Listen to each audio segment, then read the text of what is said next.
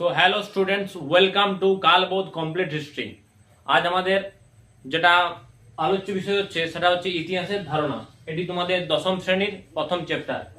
তো ইতিহাসের ধারণা আমাদের যদি জানতে হয় তার আগে আমাদেরকে জানতে হবে যে ইতিহাস কি। তোমরা সকলেই জানো যে ইতিহাস কি। ইতিহাস কম বেশি তোমরা সকলেই জানো যে ইতিহাস হচ্ছে অতীতের ঘটনাকে আলোচনা করাকে আমরা ইতিহাস বলি। কিন্তু এর পাশাপাশি একটি তোমাদের ঘটনা বা একটি কথা তোমাদের এর সাথে মনে রাখতে হবে, সেটা হচ্ছে অতীতের ঘটনা যুক্তি নির্ভর এবং প্রমাণ সাপেক্ষে অধ্যয়ন করা। মানব সমাজের অতীতের ঘটনা যুক্তি নির্ভর এবং প্রমাণ সাপেক্ষে অধ্যয়ন করাই হলো ইতিহাস। তাহলে আমরা ইতিহাস সম্পর্কে জানলাম। এবারে একটি তোমাদের মনে ধারণা তৈরি হতে পারে যে ইতিহাসের ধারণা, এই যে চ্যাপ্টারটি, এই চ্যাপ্টারটির মূল কারণ কি। ইতিহাসের ধারণা তোমাদেরকে এই চ্যাপ্টারটি তোমাদের সিলেবাসে অন্তর্ভুক্ত করার মূল কারণ হচ্ছে তোমাদেরকে ইতিহাস সম্পর্কে আরো বেশি ইন্টারেস্ট তৈরি করার জন্য এই ইতিহাসের ধারণা কনসেপ্টটি দেওয়া হয়েছে। আগেকার দিনে তোমরা ইতিহাস বা আমরাও আগেকার দিনে ইতিহাস সম্পর্কে শুধুমাত্র জানতাম রাজা এবং মহারাজাদের নিয়ে আলোচনা, কিন্তু বর্তমানে বিভিন্ন ঐতিহাসিক বা বিভিন্ন রাইটারদের মাধ্যমে আমরা জানতে পেরেছি যে ইতিহাস শুধু রাজা মহারাজার ইতিহাসেই নয়, ইতিহাস বর্তমানে অনেক কিছুই চেঞ্জ হয়েছে। যেমন রাজা মহারাজা ছাড়াও সাধারণ মানব সমাজের ইতিহাস একটি আছে, জীবনযাত্রা তাদের কেমন ছিল এবং খেলাধুলার ইতিহাস আছে। শুধু রাজা মহারাজা থাকলেই কি ইতিহাস গঠন করা সম্ভব? একটি সমাজের ক্ষেত্রে বা একটি পরিবেশের ক্ষেত্রে শুধু রাজা মহারাজাকে নিয়ে চলে না তো, রাজা মহারাজা বাদ দিয়েও বিভিন্ন রকম লোকজন থাকে, সাধারণ মানুষ থাকে, তাদের পোশাক পরিচ্ছদ কিরকম থাকে, তাদের জীবনযাত্রা কিরকম থাকে, তাদের আমোদ প্রমোদের জন্য কি মাধ্যম থাকে, তাছাড়া তাদের যে কারিগরি বিদ্যা কিরকম ছিল। যেমন আগেকার রাজাদের মহারাজাদের যে তলোয়ার ব্যবস্থাটা ছিল, যে তলোয়ার বানানোর কারখানা কোথায় ছিল, সেই তলোয়াররা কারা বানাতো, কি রকম নিপুণতা অর্জন করেছিল, ঠিক সেই রকমই সবাইকার একটি ইতিহাস আছে। বর্তমানে আমাদের আরো ইন্টারেস্ট বানানোর জন্য এই ইতিহাসের ধারণাকে বিভিন্ন দিকে নেওয়া হয়েছে। যেমন লোকাল হিস্ট্রি, এইগুলি বাদ দিয়েও তোমাদেরকে একটি আছে, যেমন লোকাল হিস্ট্রি।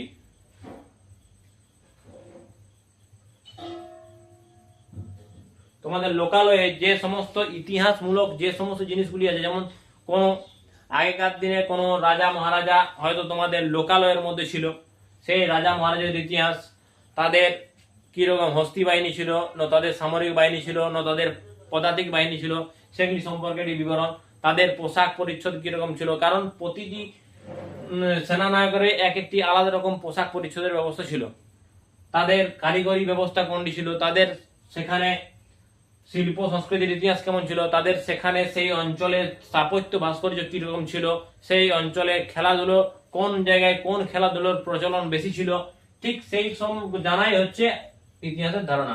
চিকিৎসা বিদ্যার একটা ইতিহাস আছে। বর্তমান দিনে চিকিৎসা বিদ্যা অনেক উন্নতি হয়েছে, কিন্তু আমাদের যে প্রাচীনকালে আয়ুর্বেদিক চিকিৎসা ব্যবস্থা ছিল, সেই চিকিৎসা ব্যবস্থা সম্পর্কে তোমাদের মনকে আকৃষ্ট করার জন্য এখানে চিকিৎসা বিদ্যার ইতিহাসকেও একটি তোমাদের আলোচ্য বিষয়ের মধ্যে নিয়ে আসা হয়েছে। স্থাপত্য এবং ভাস্কর্যের ইতিহাস, বিভিন্ন যে স্থাপত্য ভাস্কর্য, বিভিন্ন যে মন্দির স্থাপত্য কলা বা বিভিন্ন যেমন মসজিদ স্থাপত্য কলা, সুলতানি যুগে যখন আমরা আসবো তখন মসজিদ স্থাপত্য কলা, ঠিক সেই রকমই স্থাপত্য ভাস্কর্যের একটি ইতিহাস আছে। পরিবেশের ইতিহাসের মধ্যে আমরা দেখবো যে পরিবেশের কোন রকম পরিবেশ বাঁচাও আন্দোলনগুলি, যেমন চিপকো আন্দোলন, এইসব আন্দোলনের মাধ্যমে পরিবেশ বাঁচানো হয়েছে। পরিবেশকে এবারে জানতে হবে যে পরিবেশ বাঁচানোর জন্য তোমাদেরকে কি কি করতে হবে। পরিবেশ বাঁচানোর জন্য জলবায়ুর একটি ইতিহাস আছে, যে কোন অঞ্চলে কোন কোন জলবায়ু প্রভাবিত করে। তেমনি শহরেরও ইতিহাস আছে, যেমন কলকাতার ইতিহাস আমরা প্রায় কম বেশি সবাই হালকা হালকা জানি, কিন্তু শহরের ইতিহাস সম্পর্কে আমাদেরকে জানতে হবে। নারীর ইতিহাস সবচেয়ে ইম্পর্টেন্ট, এখনকার দিনে সবচেয়ে পাওয়ারফুল যে ইতিহাস হচ্ছে সেটি হচ্ছে নারী ইতিহাস। বৈদিক যুগে নারীরা কেমন ছিল, ঋক বৈদিক যুগে নারীরা কেমন ছিল, আবার হরপ্পা সভ্যতার সময় নারীরা কেমন ছিল, বর্তমান যুগে নারীদের কেমন অবস্থা ছিল। বিজ্ঞান এবং প্রযুক্তিবিদ্যার ইতিহাস, আগেকার দিনে আমাদের যে খগোল শাস্ত্র বিজ্ঞান যে সমস্ত জিনিসগুলি আবিষ্কার করে গেছে সেগুলি বর্তমান দিনে আরো প্রকাশিত হচ্ছে, ঠিক সেই রকম বিজ্ঞান এবং প্রযুক্তির ইতিহাস আছে। খাদ্যের ইতিহাস আছে, তোমরা কি খাবার খাও, তার তখনকার সময়ে কি রকম খাবার প্রচলন ছিল, সেই খাবার কারা কারা ইয়া করতো, ঠিক এইরকমই সমস্ত ইতিহাসকে নিয়ে এখানে আলোচনা করা হবে। আর একটি জিনিস আমি তোমাদের সকলের উদ্দেশ্যে বলতে চাই যে ইতিহাস শুধু মুখস্থ করলেই হবে না। ইতিহাসকে বুঝতে গেলে আগে তোমাকে ওটি গল্পের আকারে বুঝতে হবে। কেননা আগেকার দিনে তোমাদের ঠাকুমা বলো, তোমাদের ঠাকুর দাদা বলো, ওরা সবাই তোমাদেরকে আরও পুরনো যুগের কোনো রাজা মহারাজার গল্প বা ডাকাতের গল্প তোমাদেরকে জাস্ট বলতো, কিন্তু তোমাদের মনে থেকে যেত। ঠিক সেইভাবেই ইতিহাসের প্রতিটি ঘটনাকে তোমাদেরকে এমনভাবে করতে হবে যেন আমরা সেই ঠাকুমা বা ঠাকুমার কাছ থেকে যেন গল্প শুনছি। ঠিক সেইভাবে তোমরা যদি মুখস্থ করো তোমাদের কোনো অসুবিধা হবে না। এবং ক্রোনোলজি বেসিক্সে তোমরা যদি পড়াশোনা এখন থেকে চালিয়ে যাও, একদিন তোমরা ইতিহাসের ভালো জায়গায় পৌঁছাতে পারবে এবং বিভিন্ন এক্সাম তোমরা ক্র্যাক করতে পারবে ইতিহাসে। কারণ কম বেশি ইতিহাসে প্রতিটি এক্সামেই ইতিহাসে কম বেশি অনেক কোশ্চেন থাকে। খেলাধুলার ইতিহাসে প্রথমে আমরা দেখব যে সিন্ধু সভ্যতাতে পাশা খেলা দেখতে পাই, ষাঁড়ের লড়াই দেখতে পাই, রথ চালনা দেখতে পাই।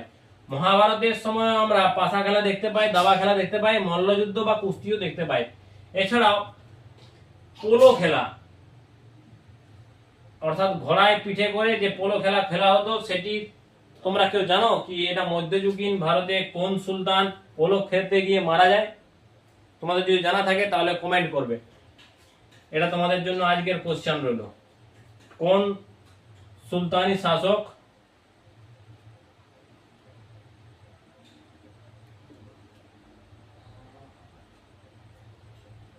এটা খেলতে মারা যান?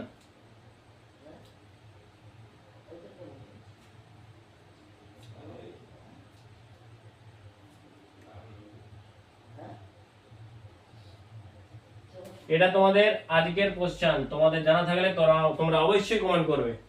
এছাড়াও কৃতদাস এবং পশুর মধ্যে লড়াই, এটা তোমরা প্রাচীন যুগে অর্থাৎ প্রাচীন গ্রিসে গ্ল্যাডিয়েটর নামে পরিচিত। গ্ল্যাডিয়েটর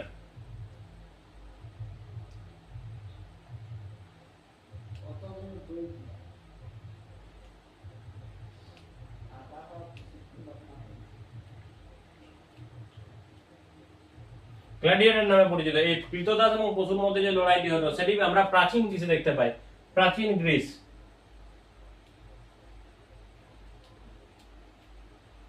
গ্রিসে এই খেলাটি দেখতে পাই। এছাড়া পবনদূত যে কাব্যটি ছিল, সেই পবনদূত কাব্য আমরা মেয়েদের জন্য কিছু খেলার বিবরণ পেয়ে থাকি। এছাড়াও রাজা মহারাজারা তাদের আমোদ প্রমোদের জন্য শিকারে যেত। অন্যদিকে আমরা যদি সাধারণ মানুষকে লক্ষ্য করি, সাধারণ মানুষ কেউ কেউ জীবিকা নির্বাহের জন্য শিকারে করত, আবার কেউ খাদ্যের প্রয়োজনের জন্য শিকারে যেত। এছাড়াও প্রাচীন যুগে একটি ভালো প্রচলিত খেলা ছিল মল্লযুদ্ধ। এই মল্লযুদ্ধের ক্ষেত্রে তোমাদেরকে অবশ্যই জেনে রাখতে হবে যে 1867 সালে, তোমাদের এটা সিলেবাসে আছে, 1867 সালে হিন্দু মেলা নামে যে একটি বিশেষ সংগঠন ছিল, সেই সংগঠনে নিয়মিত কুস্তি খেলা হতো, লাঠি খেলা হতো, তলোয়ার খেলা হতো এবং ধনুর্বিদ্যার প্রশিক্ষণ দেওয়া হতো। এছাড়াও দৌড় প্রতিযোগিতা করা হতো যাতে তাদের শারীরিক দিক থেকে শক্তিশালী বানানো যায়। এই ক্ষেত্রে আমরা মল্লযুদ্ধের ক্ষেত্রে দুজন ব্যক্তির নাম বিশেষ প্রশংসনীয় উল্লেখ করতে পারি। একজন হলেন যতীন্দ্রনাথ গুহ এবং আরেকজন হলেন ফণীন্দ্রনাথ গুহ। এই দুজনেই মল্লযুদ্ধে অতি নিপুণ ছিলেন। নেক্সট আমরা দেখব ফুটবলের ইতিহাস। তো ফুটবলের ইতিহাস ভারতে প্রথম কখন শুরু হয়? 1858 সালে ভারতে প্রথম ফুটবল শুরু হয়। সেটা কোথায় হয়? ক্যালকাটা এক্সপ্লেন ময়দানে প্রথম ভারতে খেলা শুরু হয়। প্রথম ভারতীয় ফুটবল অর্থাৎ ভারতীয় ফুটবলের জনক হিসেবে পরিচিত নগেন্দ্র প্রসাদ সর্বাধিকারী, ইনি একজন বিখ্যাত ফুটবলার ছিলেন এবং এনার মাধ্যমেই বাঙালি সমাজের মধ্যে এই খেলাটির প্রচলন ঘটে। এবারে আসবো আমরা ক্রিকেটের মধ্যে আমরা দেখবো ভারতের প্রথম খেলা শুরু হয় গুজরাটের খাম্বাটে 1721 খ্রিস্টাব্দে। এটি খেলাটি শুরু করেছিল প্রথমে ব্রিটিশ নাবিকরা। ভারতীয়দের মধ্যে এই খেলার প্রথম দিকে খেলতো পার্সি সমাজের মধ্যে এই প্রথম খেলাটি শুরু হয়। এক্ষেত্রে দুজন উল্লেখযোগ্য ব্যক্তির নাম হচ্ছে রুস্তমজি ডোরাবজি প্যাটেল এবং মেহেল্লাসা পাভরি। এবং 1792 খ্রিস্টাব্দে আমরা ভারতীয় ক্রিকেট ক্লাব অর্থাৎ প্রথম যেটি আনুষ্ঠানিকভাবে ক্রিকেট ক্লাবটি গঠন করা হয় সেটি হচ্ছে ক্যালকাটা ক্রিকেট ক্লাব। 1792 খ্রিস্টাব্দে আনুষ্ঠানিকভাবে গঠন করা হয়। এবারে আমরা আসবো হকি খেলার ক্ষেত্রে হকির ক্ষেত্রে হচ্ছে ব্রিটিশ সামরিক অফিসারদের মধ্যে প্রথম হকি খেলা শুরু হয়। তোমরা কেউ বলতে পারবে যে হকি খেলা কখন ভারতে শুরু হয় এবং কোথায় প্রথম এই হকি খেলা শুরু হয়? তোমাদের জন্য আজকের কোশ্চেন রইল এই তিনটি, আগের একটি এবং এখনের দুটি। কখন হয়, কখন ও কোথায় হয়?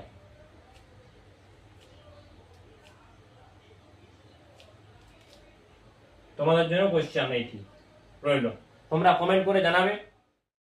তাহলে আমরা নেক্সটে যেটা দেখবো সেটা হচ্ছে শিল্পচর্চার ইতিহাস। এই শিল্পচর্চার ইতিহাসের মধ্যে সঙ্গীত আছে, নৃত্য আছে, নাটক আছে, চলচ্চিত্র আছে, চিত্রকলা আছে। এখানে ইম্পর্টেন্টের মধ্যে হচ্ছে চিত্রকলা। চিত্রকলা অনেকের মনে ধারণা হতে পারে যে চিত্রকলা থেকে আমরা ইতিহাস কি জানতে পারি, কিন্তু চিত্রকলা থেকেও আমরা ইতিহাস জানতে পারি, কারণ চিত্রকলাতে অনেক সময় তৎকালীন সমাজের চিত্র তুলে ধরা হয় এবং তখনকার সময়ে কি ধরনের সেনাবাহিনী ছিল, হস্তি বাহিনী ছিল, নৌপদাতিক বাহিনী ছিল, সেই সম্পর্ক আমরা চিত্রকলার থেকে বুঝতে পারি। এছাড়াও এই চিত্রকলা শুধুমাত্র যে খাতা কলমে হতো সেরকম নয়, অনেক সময় এগুলি পাথরের উপরও প্রস্ফুটিত করা হতো। যেমন ভীমবেটকাতে আমরা আগেকার দিনে যে সমস্ত ছবি চিত্রকারী দেখতে পাই সেগুলো থেকে দেখতে পারা যায় যে শিকার করা কিভাবে, কি ধরনের যন্ত্রপাতি দিয়ে তারা বা কি ধরনের হাতিয়ার ব্যবহার করে তারা সেই সমস্ত শিকার করত, সেই সমস্ত জিনিসগুলি আমরা এই চিত্রকলার মাধ্যমে পেয়ে থাকি। ভারতে আরেকটি ব্যাপার হচ্ছে চলচ্চিত্র। ভারতে চলচ্চিত্রের প্রথম উত্থান ঘটায় আগস্ট লুমিয়ার এবং লুই লুমিয়ার, যেটাকে আমরা বায়োস্কোপ বলি। 1913 সালে রাজা হরিশ্চন্দ্র নামক চলচ্চিত্রটি দাদা সাহেব ফালকে করেন এবং এটাতেই তিনি প্রথম বায়োস্কোপটি ব্যবহার করেন। আবার আমরা নেক্সটে আসবো খাদ্যের ইতিহাস। খাদ্যের ইতিহাস থেকেও আমাদের অনেক কিছু জানা যায় যে তৎকালীন সমাজে কি ধরনের খাবার প্রচলিত ছিল বা আগেকার দিনে কি ধরনের খাবার প্রচলিত ছিল। যেমন আমরা প্রথমেই উল্লেখ করব ঋক বৈদিক আর্যরা একটি করম্ব নামক খাদ্য পদার্থ তারা এনার্জি ড্রিঙ্ক হিসাবে ব্যবহার করত, যেটা হচ্ছে জব। আমরা যেটাকে বলি জগের সত্তুটাকে মানে জয়ের যে ছাতুটা, সেই ছাতুটাকে দই এবং ঘিয়ের সঙ্গে মিশিয়ে সেটার নাম যারা দেয় করম্ব নামক খাদ্য পদার্থ। করম্ব এটা এনার্জি ড্রিঙ্ক ছিল, করম্ব নামক খাদ্য পদার্থ। এটা জয়ের মানে জবের ছাতুটাকে দই এবং ঘিয়ের সঙ্গে মিশিয়ে তারা খাদ্য পদার্থটি প্রস্তুত করত। এবারে আমরা নেক্সটে দেখব পোশাক পরিচ্ছদের ইতিহাস। পোশাক পরিচ্ছদ অনেক সময় ইতিহাসের ধারণা গঠনের ক্ষেত্রে বিশেষ ভূমিকা পালন করে। যেমন পোশাক পরিচ্ছদ তৎকালীন সমাজে বা প্রাচীন যুগে মানুষ কি ধরনের পোশাক পরিচ্ছদ ব্যবহার করত সেগুলো সম্পর্কে আমাদের জানা যায়। যেমন আমরা প্রথমেই বলবো মধ্যকালীন ভারতে একজন রাজা ছিলেন যার নাম হচ্ছে বলবন। তিনি নিজেকে আরো বেশি ভয়ানক দেখানোর জন্য তিনি বিভিন্ন ধরনের ড্রেস বা পোশাক পরিচ্ছদ ব্যবহার করতেন, যার ফলে সাধারণ মানুষের মধ্যে তার সম্পর্কে একটি ভয় বা ভীত কাজ করে যে নরমাল লোকের মতো ইনি নন, ইনি একটু আলাদা। এই সব দেখানোর জন্যই পোশাক পরিচ্ছদ অনেক সময় ইম্পর্টেন্ট, যে সাধারণ মানুষ কি ধরনের পোশাক পরিচ্ছদ ব্যবহার করে এবং রাজা মহারাজা সেনাবাহিনীর জন্য কিরকম পোশাক পরিচ্ছদ ছিল সেগুলি থেকেও আমাদের ইতিহাসের অনেক কিছু ধারণা পাওয়া যায়। নেক্সটে আমরা আসবো পরিবেশের ইতিহাস। এই পরিবেশের ইতিহাসকে যদি আমরা ব্যাখ্যা করি ঠিকভাবে তাহলে আমরা লক্ষ্য করব যে পরিবেশের ইতিহাস আমাদের অনেকটাই জানার দরকার, কারণ পরিবেশ যদি ঠিকমতো থাকে তো সেখানেই নগর সভ্যতা গড়ে ওঠে। যেমন আমরা হরপ্পা সভ্যতা দেখবো, হরপ্পা সভ্যতার বর্তমান দিনে যেরকম অবস্থা, পুরো একদম খরা, মাটির তল থেকে জিনিস উত্তোলন করা হচ্ছে এবং বিভিন্ন লেয়ার আছে মাটির, তার দ্বারা প্রমাণিত হয় যে কোনো সময় কেউ বলছেন যে বন্যা হয়েছিল, বা কেউ বলছে কোনো সময় আকস্মিক ভূমিকম্প হয়েছিল, বা কেউ বলছেন যে আর্য আক্রমণ হয়েছিল। ঠিক পরিবেশ থেকে আমরা বুঝতে পারি যে কি ধরনের পরিস্থিতি তখনকার সময়ে চালু হয়েছিল, যার ফলে যে এত উন্নত সভ্যতা, যার জল নিকাশি ব্যবস্থা এখনো মানুষ মনে রাখে, যার জল ধরে রাখার ক্যাপাসিটি অনেক এখনকার তুলনায় বহুত ভালো, তার থেকেও ভালো হচ্ছে ড্রেনেজ সিস্টেম, এইগুলি বৃহৎ স্নানাগার, বৃহৎ অন্নাগার, এইসব জিনিসগুলি আমাদের অনেক সময় আলোকপাত করতে মন যায়, যাতে যে পরিবেশ তৎকালীন সমাজে কি ধরনের পরিস্থিতি ছিল যে এতটি উন্নত এবং ডেভেলপ সভ্যতার গঠন হয়েছিল। তারপর আমরা নেক্সট দেখবো নারীদের ইতিহাস। এই নারীদের ইতিহাসের ক্ষেত্রে আমরা বলবো যে তৎকালীন সময় অর্থাৎ প্রাচীন যুগে নারীদের অবস্থা কেমন ছিল এবং মধ্যকালীন ভারতে নারীদের অবস্থা কেমন হলো এবং আধুনিক ভারতে নারীদের অবস্থা কেমন হলো। যে ঋক বৈদিক আর্যরা বা হরপ্পা সভ্যতায় যে সময় নারীদের অবস্থা ছিল, তো এখনকার সময়ে নারীদের অবস্থা তা কি রকম সেগুলি জানার জন্য আমাদের এই নারীদের ইতিহাস সম্পর্কে ধারণা স্পষ্ট থাকা দরকার। কারণ এই নারীদের ইতিহাসে আমরা 19 শতকের গোড়ার দিকে দেখব রাজা রামমোহন রায় সতীদাহ প্রথা রোধ করছেন 1829 লর্ড উইলিয়াম বেন্টিং এর সহায়তায়। সতীদাহ প্রথা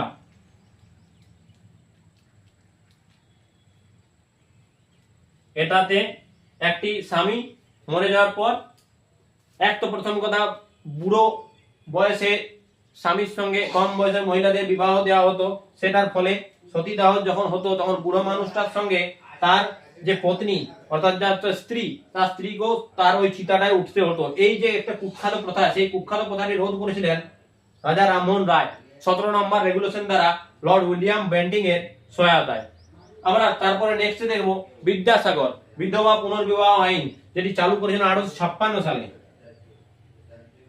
1856 বিধবা পুনর্বিবাহ এইগুলি একটি সামাজিক সংস্কারমূলক কাজ, যার ফলে নারীদের তৎকালীন সমাজের চিত্র এবং নারীদের বর্তমানের সঙ্গে একটি মেলবন্ধন লক্ষ্য করা যায় এবং নারীদিকে বর্তমান সময়ে আরো বেশি এম্পাওয়ার্ড লক্ষ্য করা যায়। আমাদের ইতিহাসের ক্ষেত্রে নারীদের ইতিহাস একটি খুবই গুরুত্বপূর্ণ টপিক, যেখানে নারীদিকে এম্পাওয়ার্ড করা হয়েছে, অর্থাৎ নারীদিকে পুরুষ এবং নারী এই দুজন যে সমান তার লক্ষ্য করা যায়। এই নারী ইতিহাস পড়লেই তোমরা বুঝতে পারবে। নেক্সট দেখবো স্থাপত্য এবং ভাস্কর্যের ইতিহাস। এই স্থাপত্য ভাস্কর্যের ইতিহাস থেকেও আমরা ইতিহাসের ধারণা পেয়ে থাকি।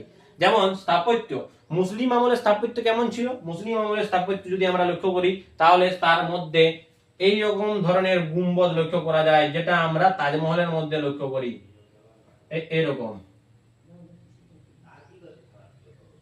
জাস্ট এরকম। তারপরে আমরা যদি হিন্দুর মধ্যে দেখতে পাই, হিন্দু যে সমস্ত মন্দিরগুলি স্থাপত্য, সেই হিন্দু মন্দিরগুলিতে আমরা লক্ষ্য করব জাস্ট এইরকম মন্দির স্ট্রাকচার, তার মধ্যে বিরাট এলাকা দূরে গোপুরম, এরকম ভাবে যা স্ট্রাকচার স্থাপত্য এবং ভাস্কর্যের মাধ্যমে এবং বিভিন্ন ধরনের নকশা, এই নকশাগুলো নিয়েও আমাদের ইতিহাসের ধারণা স্পষ্ট করা যায়। কিছু কিছু নকশা মুসলিম শৈলী লক্ষ্য করা যায়, কিছু কিছুতে হিন্দু শৈলী লক্ষ্য করা যায়। সুতরাং ইতিহাসের ধারণা গঠনের ক্ষেত্রে এই সমস্ত দিকগুলি বিবেচনা করলে আমরা প্রপার ইতিহাসের ধারণা সম্পর্কে জানতে পারবো। এটা জাস্ট একটা ছোট কনসেপ্ট করে তোমাদের বোঝানো হলো, যাতে তোমরা ইতিহাসের ধারণাটি পুরো ক্লিয়ার করতে পারো। এবারে তোমরা যে নিয়ে ঘরে তোমাদের যে টেক্সট বুক আছে সেই টেক্সট বুকটি ভালো করে পড়বে এবং এই ভিডিওটিকে 2-3 বার দেখবে। তোমাদের আশা করি ইতিহাসের ধারণা সম্পর্কে আর তোমাদের কোনো ডাউট থাকবে না। এবং যদি কোনো কোশ্চেন থাকে তোমরা অবশ্যই আমাকে কমেন্ট করতে পারো যে স্যার এটি বুঝিয়ে দেন, আমি বোঝানোর যথাসম্ভব চেষ্টা করব। ধন্যবাদ, thanks for watching. Please subscribe এবং তোমাদের বন্ধুদের মধ্যেও পারো তো এটা এই ইতিহাসের ধারণা যেটি কনসেপ্টটি সেটি সবাইকার মধ্যে ডিস্ট্রিবিউশন করে দাও। ধন্যবাদ।